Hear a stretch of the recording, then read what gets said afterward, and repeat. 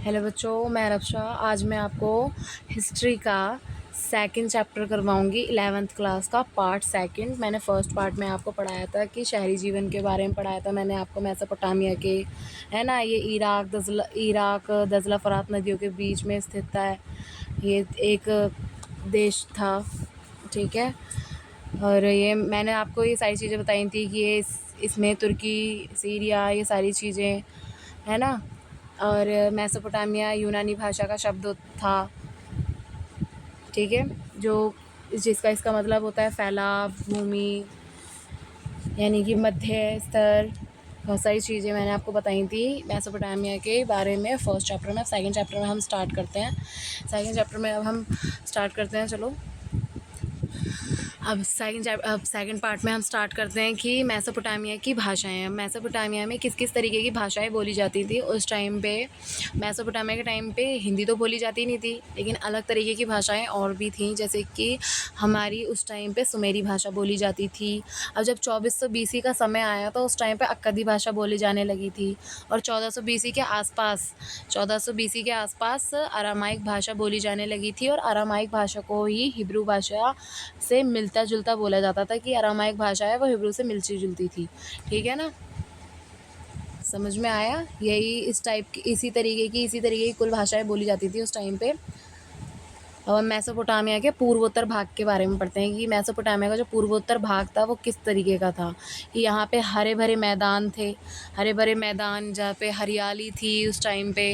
यहाँ वृक्ष की ढकी पर्वत श्रृंखलाएँ थी। यहाँ स्वच्छ झरने उपलब्ध थे। यहाँ जंगली फूल थे। यहाँ अच्छी फसल के लिए पर्याप्त वर्षा होती थी, और आज भी शायद होती है। आपने देखा होगा मेसोपोटामिया इराक और दजला फरात नदियों के बीच में, मतलब नदियों के बीच में, तो वहाँ पे आंधी तूफान आना आप वैसे ही समझ सकते हो कि मतलब नदियों के पास का ऐसा वैसे भी हरा भरा होता है, तो आज के टाइम पे भी हो सकता है। ये जंगली फूल भी थे वहाँ पे। यहाँ अच्छी फसल के लिए पर्याप्त वर्षा भी होती थी। और यहाँ 7000 से 6000 BC के बीच में खेती शुरू हो गई थी, ठीक है ना। यानी कि उस टाइम पे 7000 से 6000 ईसा पूर्व के टाइम पे 20 BC के बीच खेती शुरू हो गई थी, ठीक है।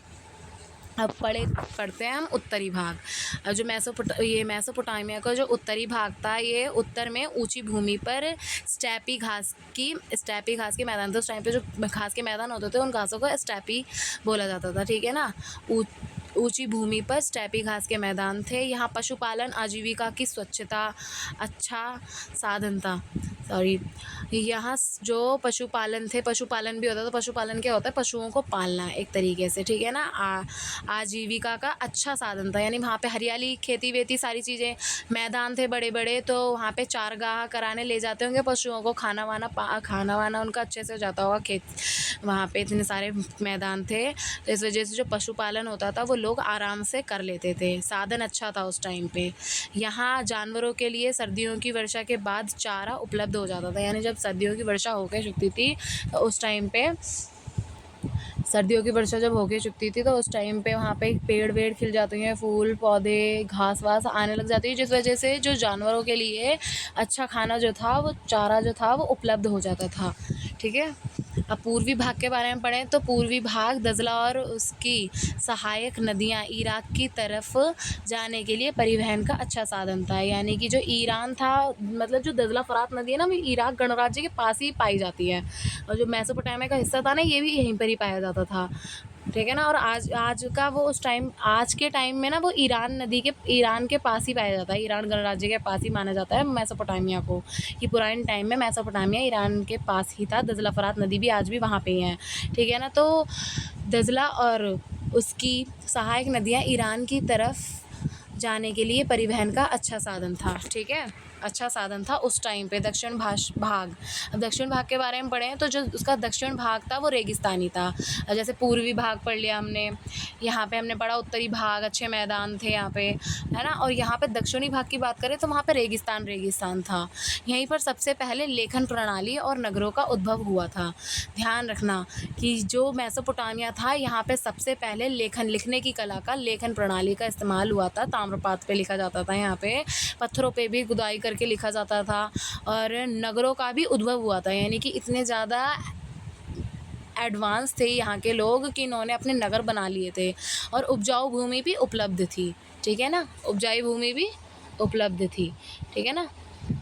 जैसे मेसोपोटामिया की सभ्यता के जानकारी के स्रोत किस तरीके से मिलते हैं हमें, जैसे मूर्तियाँ मिलती हैं, मूर्तियाँ आप देख सकते हो यहाँ पे पत्थरों पे गुदाई हुई है, इस तरीके की आभूषण मिल सकते हैं, देखो आप देख सकते हो यहाँ पे ये आभूषण है ना, ये आभूषण देखिए कितने सारे तरीके के, और भी बहुत सारी चीज़ें ईंटें मन के मिलाए मिलते थे उस टाइम पे। ये इनका शहर, ये इमारतें देखिए कितनी ऊंचाई, एडवांस थे उस टाइम के लोग, बहुत एडवांस थे। इन्होंने अपना आना जाना आवाजाही भी चला रखी थी, इधर से उधर जाना। कब्रों से पता चलता है कि वहाँ की कब्रें, औज़ारों से ये औज़ार मिले हैं, उस टाइम के औज़ार मिले हैं खुदाई के टाइम पे, जब पुरातत्वविदों ने खुदाई करी उस टाइम पे। और देखा जाए तो आज के टाइम पे ये सारी चीज़ें देखने को मिलती हैं उनके अवशेष के रूप में कि हाँ मतलब ये जानकारी किस तरीके से मिलती है। सिक्के भी पाए गए हैं, सिक्के इस तरीके के कुछ सिक्के भी पाए गए हैं। ये मिट्टी की पट्टिकाएँ भी पाई गई हैं, इसके ऊपर लिखा जाता था उस टाइम पे। ये दूसरी तरीके की भाषा होती थी, इनकी लिपि कोई दूसरी चलती थी। और ये मंदिर भी बनाए हैं उस टाइम पे, आप देखिए इस तरीके के मंदिर भी बनाए गए थे, ठीक है। अब शहरी जीवन की विशेषताएँ क्या थी वहाँ की, शहरी जीवन की विशेषताएँ थी, शहरों में बड़ी संख्या में लोग रहते थे, ठीक है ना। शहरों में आज के टाइम पे भी देख सकते हो आप, बड़ी संख्या में लोग रहते हैं। उस टाइम पे भी उन्होंने शहरों का उद्भव कर लिया था, यानी कि शहर बना चुके थे वो अपने, और वहाँ पे बड़ी संख्या में लोग रहते थे। जब किसी अर्थव्यवस्था में खाद्य उत्पादन के अलावा अन्य आर्थिक गतिविधियाँ विकास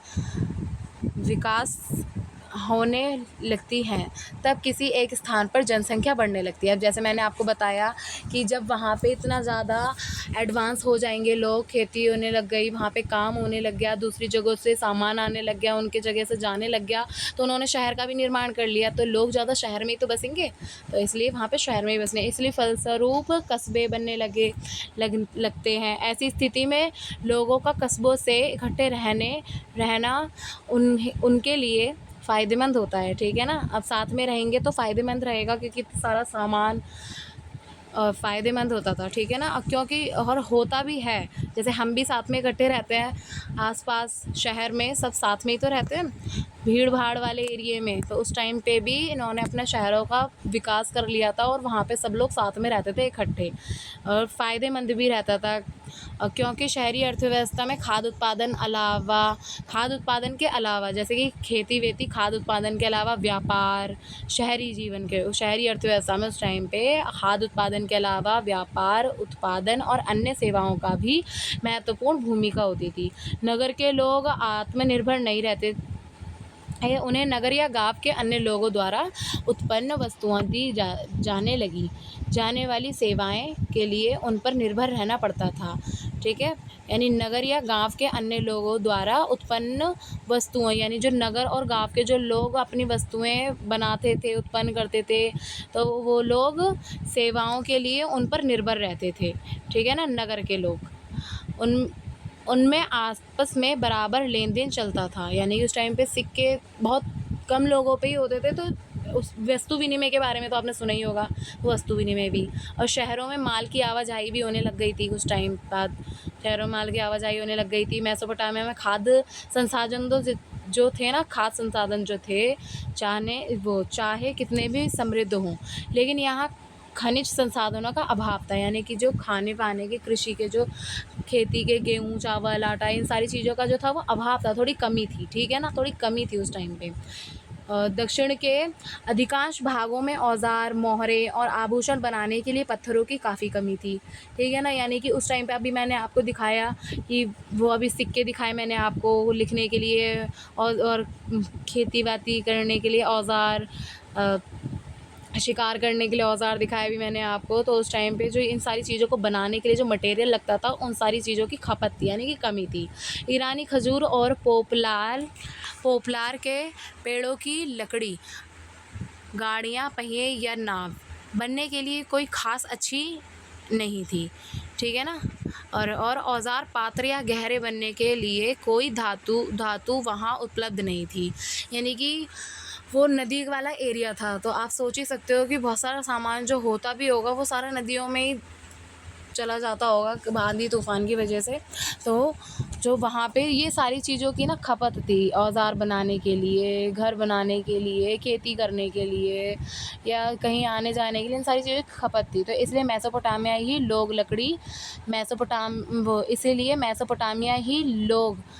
के जो लोग थे वो लकड़ी, तांबा, रांगा, चांदी, सोना, सीपी, विभिन्न प्रकार के पत्थरों को तुर्की और ईरान अथवा गाड़ी पर देशों में मांगते होंगे, ठीक है ना, ऐसा माना जाता है क्योंकि वहाँ पे भी अवशेष पाए गए हैं ना मेसोपोटामिया के, और यहाँ पे भी ईरान और उनके अवशेष पाए गए हैं कि हाँ मतलब उस टाइम पे भी वहाँ पे आवाजाही होती होगी, आना जाना आवाजाही होती होगी, है ना, ऐसा माना गया है कि मतलब तुर्की और इराक अथवा गाड़ी पर पार देशों में मांगते होंगे, ठीक है ना, क्या क्या मांगते होंगे, लकड़ी, तांबा, रांगा, चांदी, सोना, सीपी आदि चीज़ें और पत्थर वत्थर भी, जिसके लिए वे अपना कपड़ा और कृषि के उत्पादन काफ़ी मात्रा में उन्हें निर्यात करते होंगे। वही वस्तु विनिमय वाली बात हो गई, यहाँ पे ज़्यादा बड़ी मुद्रा तो होती नहीं होगी उस टाइम पे, है ना, जिससे वो चीज़ दे के और वो चीज़ ले लें, तो अपना सामान दे के, कपड़ा वपड़ा, कृषि विषि थोड़ा बहुत दे के उनसे वो सामान ले लिया करते थे, ठीक है। अब परिवहन की बात करें, परिवहन का सबसे सस्ता तरीका जलमार्ग था, ठीक है ना, सबसे सस्ता तरीका, क्योंकि वहाँ पे उस टाइम पे नदी के पास ही, मैंने अभी आपको बताया जो मेसोपोटामिया की जो सभ्यता थी वो नदी दजला फरात नदी के बीच में ही स्थित थी, वहाँ पे आसपास, और आज का ईरान भी बोलते हैं, आज का ईरान गणराज्य के पास स्थित मानी जाती है।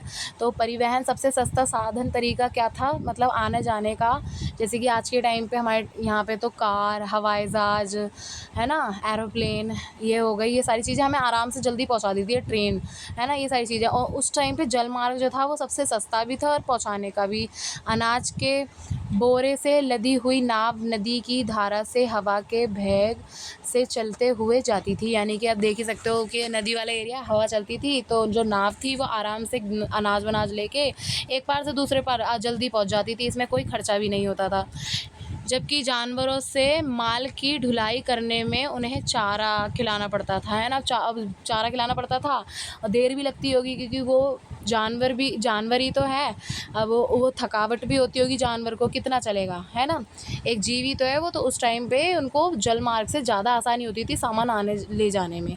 अब मेसोपोटामिया की लहरें और प्राकृतिक जलधाराएँ बस्तियों के बीच माल के परिवहन के लिए एक अच्छा साधन थी, यानी कि जो मेसोपोटामिया की लहरें और प्राकृतिक जलधाराएँ थी, यानी कि जो समुद्री, जो उनका ये जो नदी वाला एरिया था, जो जलधाराएँ थी वो अच्छी तरीके से आती जाती थी उस टाइम पे, यानी कि जो पानी का जो बहाव था वो अच्छे तरीके से चलता था, तेज उसमें।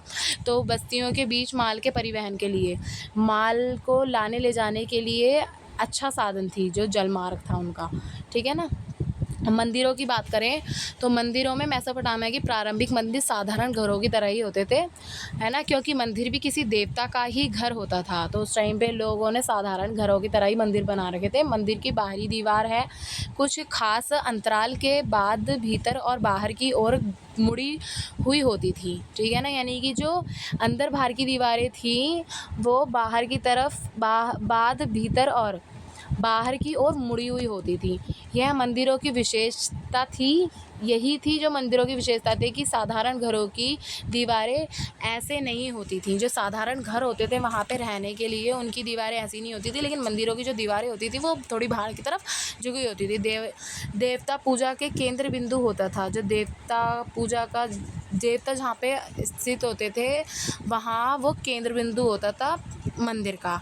लोग देवी देवता के लिए अन्न, दही, मछली लाते थे, यानी कि जो लोग थे उस टाइम पे पैसे वैसे, घी, शक्कर, ये सारी चीज़ें नहीं लाना होता था।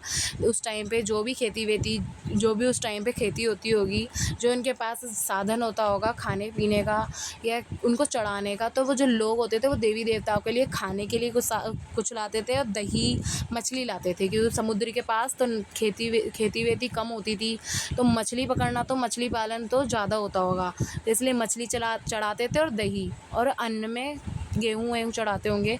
अब मंदिर विभिन्न प्रकार के देवी देवताओं के निवास स्थान थे। जो वहाँ के जो मंदिर थे वो विभिन्न प्रकार के, अलग अलग तरीके के, जैसे कि शिव, सरस्वती, अलग अलग माताएं होती थीं। मंदिर विभिन्न प्रकार के देवी देवताओं के निवास स्थान थे, ठीक है ना, क्योंकि देवी देवता जो होते हैं तो मंदिर में ही तो रहते हैं। जैसे जो चंद्र देवता थे है ना। उरु जो थे वो चंद्र देवता थे। इनाना जो प्रेम व युद्ध की देवी थी, ठीक है ना, ये ध्यान रखना है। जैसे उरु जो चंद्र देवता थे और जो इनाना जो प्रेम व युद्ध की देवी थी, मतलब उस टाइम पे माना जाता होगा इनको, इनाना जो प्रेम व युद्ध की देवी थी। यह मंदिर ईंटों में बनाए जाते थे, ठीक है ना, यह मंदिर ईंटों से बनाए जाते थे और यह समय के साथ बड़े होते गए। ध्यान रखिए, ये जो मंदिर थे ये ईंटों से बनाए जाते थे। उस टाइम पे ईंटों का भी निर्माण कर लिया था इन लोगों ने, ठीक है। ईंटों से बनाए जाते थे मंदिर और समय के साथ ये मंदिर धीरे धीरे करके ये लोग विकसित हुए और धीरे धीरे करके ये मंदिर बड़े होते गए। अब हमने पूरा चैप्टर क्लियर कर लिया है। अब मैं आशा करती हूँ आपको मेरा ये पढ़ाया हुआ चैप्टर समझ में आया होगा। ये सारे नोट्स हैं, इनको अच्छे से पढ़ लेना। इसको करके आप सारे क्वेश्चन आंसर अच्छे से कर लोगे।